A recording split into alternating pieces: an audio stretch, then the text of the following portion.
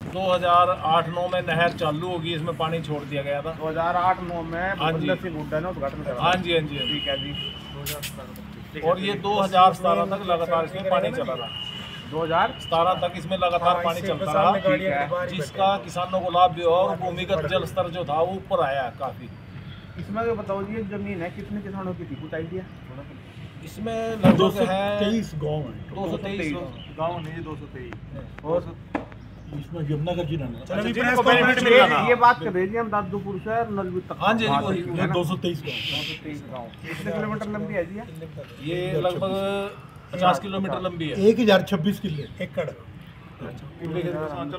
लगवा देंगे चलो इसमें। ठीक है। उसके बाद जी ये नहर चलती रही। 1026 हमें 2005 में जो सरकार ने मुआवजा दिया था अधिग्रहित करके हमारी ज़मीन, वो बहुत कम मुआवजा था। वो हमें 5 लाख रुपए प्रति एकड़ मिला था, जबकि हमारे यहाँ मार्केट रेट उस टाइम भी 25-26 लाख रुपए प्रति एकड़ का था। तो हमें वो कम लगा, तो हम सेशन कोर्ट गए। सेशन कोर्ट ने कुछ मुआवजा बढ़ा दिया, हमारा 2-2.5 लाख रुपए और बढ़ा दिया, अलग अलग गांव का अलग अलग बढ़ा दिया। सेशन कोर्ट गया जी। तब तक हमारे ज़मीन का रेट पहुंच चुका था 45-50 लाख रुपए प्रति एकड़। हम उससे भी संतुष्ट हुए, हम चले गए हाई कोर्ट। हाई कोर्ट ने फिर हमारा मुआवजा बढ़ा के 5 मई 2016 को डिसीजन आया हाई कोर्ट का 2016 को 1 करोड़ 16 लाख रुपए प्रति एकड़ हाई कोर्ट का है जी। ये अंडर कंसिडरेशन था 1 करोड़ 16 लाख। कारण इसमें जो डॉक्यूमेंट थे, अंसल हाउसिंग के डॉक्यूमेंट थे। अंसल हाउसिंग में रेवेन्यू एरिया हमारे ही कौन सा था सारे। अब डिसीजन क्या है? वो 1 करोड़ 18 लाख को एक्वायर किया गया था। अब डिसीजन क्या है? 2004 में। नहीं वैसे बताओ, मैंने लिखना था। ठीक है ना, अभी डिसीजन तो आया सरकार कि आपको पता ही है कि हम सब ने इसके लिए बहुत लंबा संघर्ष किया है।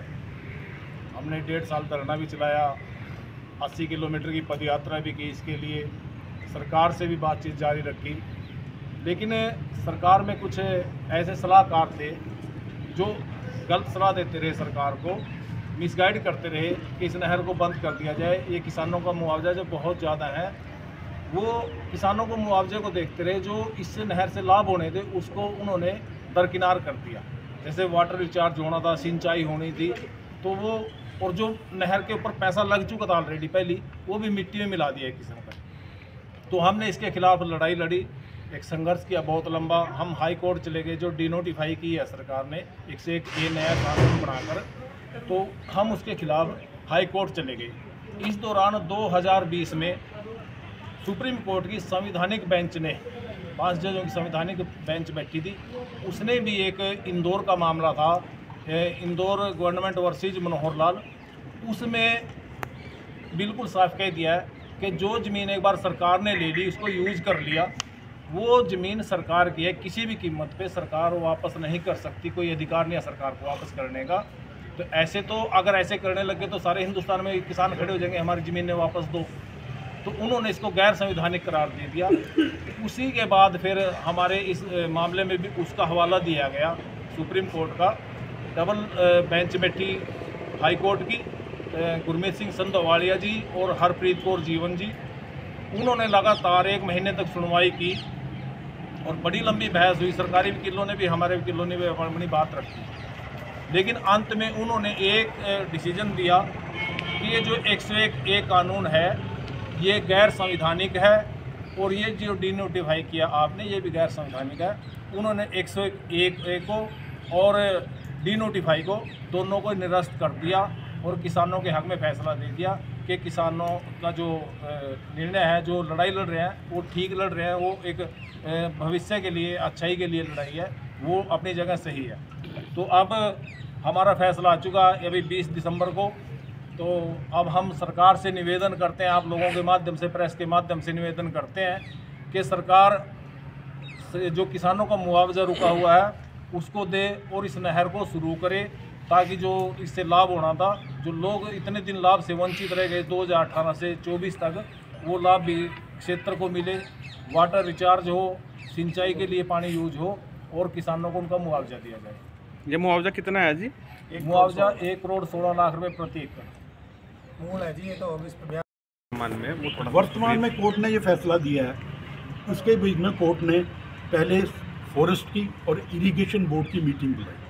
उन्हें पूछा कि जगह सेक्शन 101 अमेंडमेंट एक्ट, जिसमें ये बात कि इसके एक्ट के अगर ज़मीन वापस की जा सकती है तो उसमें agriculture, forest department, agriculture department, irrigation department के ऑफिसर ने कहा ये ज़मीन कभी भी दोबारा उपजाऊ नहीं की जा सकती, ना प्लेन होने के लायक है। इन दैट बेसिस ये डिसाइड किया गया कि ये ज़मीन वापस नहीं की जा सकती। अगर सरकार इसको दोबारा पहली स्टेज पे नहीं ला सकती तो फार्मर के लिए तो पॉसिबल ही नहीं, क्योंकि हमारे पास बहुत लिमिटेड रिसोर्सेज हैं। एक छोटा सा ट्रैक्टर, एक छोटा सा लैंड लेवलर, वो पॉसिबल नहीं था। तो in the long run ground water recharging की बहुत ज़्यादा ज़रूरत है। और मैं तो ये कहना चाहता हूँ ग्राउंड वाटर रिचार्जिंग को सिर्फ फार्मर्स के साथ जोड़ के ना देखा जाए। पानी की सबसे बड़ी समस्या पीने के लिए भी है, और जिस हिसाब से पानी का स्तर दिन ब दिन नीचे गिरता जा रहा है उसको हमेशा फर्स्ट स्टेज पे रखा जाए और पानी का लेवल के बारे में दिया जाए। राजेश जी बताओ। ग्राउंड वाटर रिचार्जिंग से हमारा भी फायदा है, हर एक समाज के वर्ग को। एक बार थोड़ा अरे बताओ, आप देवेंद्र सिंह पार्षद थाना से थोड़ी सकल आपसे ऐसे नहीं। देखिए जी, आज जो दादूपुर नलवी नहर संघर्ष समिति की तरफ से प्रेस कॉन्फ्रेंस रखी गई है, इस प्रेस कॉन्फ्रेंस में सब साथियों का, मीडिया के सभी साथियों का स्वागत है। और ये जो प्रेस कॉन्फ्रेंस रखी गई है, ये जो हाई कोर्ट द्वारा एक फैसला आया है जो दादूपुर नलवी नहर को कुछ साल पहले डी नोटिफाई सरकार ने कर दिया था, हाई कोर्ट ने उसको डी नोटिफाई को खारिज करते हुए किसानों के हक में फैसला दे दिया है। आप सबका स्वागत है। आगे मैं अनुरोध करूंगा संघर्ष समिति के अध्यक्ष हमारे ढिल्लो साहब हैं, राजेश दैया जी हैं, पवन जी, वो आपको विस्तार से बताएं और अपने आप सवाल भी रख सकते हैं। राजेश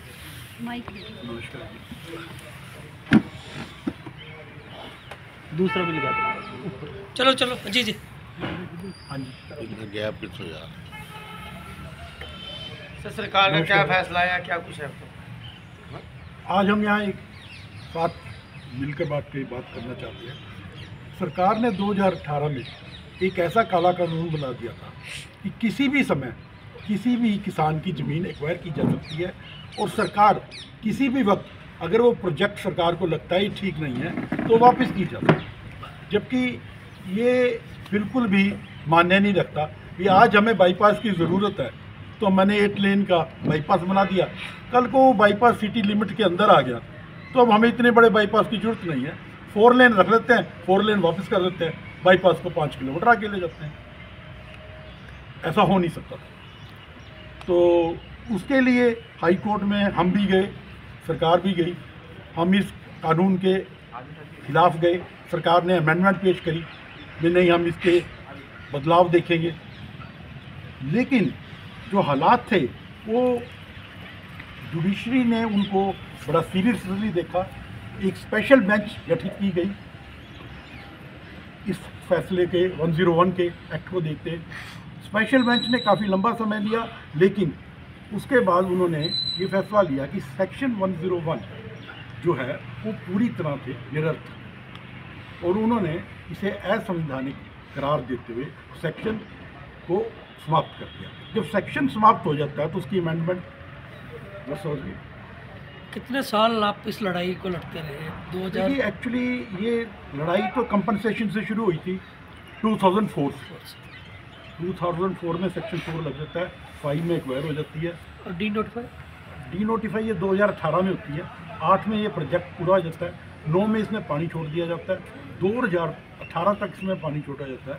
हिंदुस्तान की ये पहली नहर है जिसमें 10 साल तक पानी चलाने के बाद, और सरकार ने इस बात को एक्सेप्ट किया है कि ये ग्राउंड वाटर रिचार्जिंग चैनल थी, और सरकार ने ये भी एक्सेप्ट किया है कि दादूपुर नलवी की आपके सामने नक्शे हमने पेश किए हैं और सेक्टर 17 कितनी दूर है। सरकार ने ये भी एक्सेप्ट किया है कि 30 फीट तक सेक्टर 17 के ट्यूबवेल का पानी ऊपर है। ये ग्राउंड वाटर को ये रिचार्ज कर रही थी, जिस पर्पज़ के लिए ये बनाई गई थी ये उस पर्पज़ को फुलफिल कर रही थी। बट कश्मीर में जब से ये